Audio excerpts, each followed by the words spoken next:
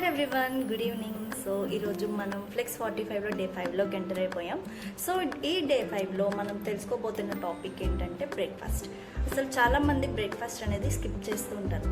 మన బాడీలో బ్రేక్ఫాస్ట్ అనేది స్కిప్ చేయడం వల్ల మనకి జరిగే అనర్థాలు ఏంటన్నది మనం తెలుసుకోవడం అనేది చాలా ఇంపార్టెంట్.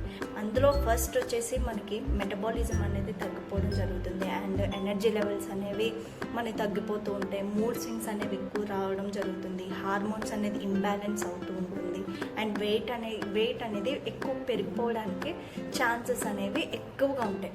అండ్ ఆఫ్టర్నూన్ టైంలో కూడా మనకి ఎక్కువ క్రేవింగ్స్ వచ్చే ఛాన్సెస్ కూడా ఉంటాయి.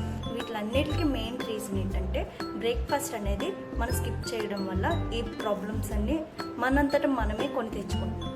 సో కాబట్టి ప్రతిరోజు కూడా బ్రేక్ఫాస్ట్ చేయమన్నామని ఆయిల్ ఫుడ్స్ లేకపోతే వేరే ఫుడ్స్ అనేవి కాకుండా మన బాడీకి అవసరమైన మంచి పోషకాలు ఉన్న హెల్తీ బ్రేక్ఫాస్ట్ అనేది ఇవ్వడం వల్ల మనం ఎనర్జెటిక్గా హెల్తీగా ఫ్యూచర్లో కూడా ఎలాంటి హెల్త్ ఇష్యూస్ లేకుండా healthy active life style lead చేయడానికి వండర్ఫుల్గా సపోర్ట్ అవుతుంది. Okay, thank you.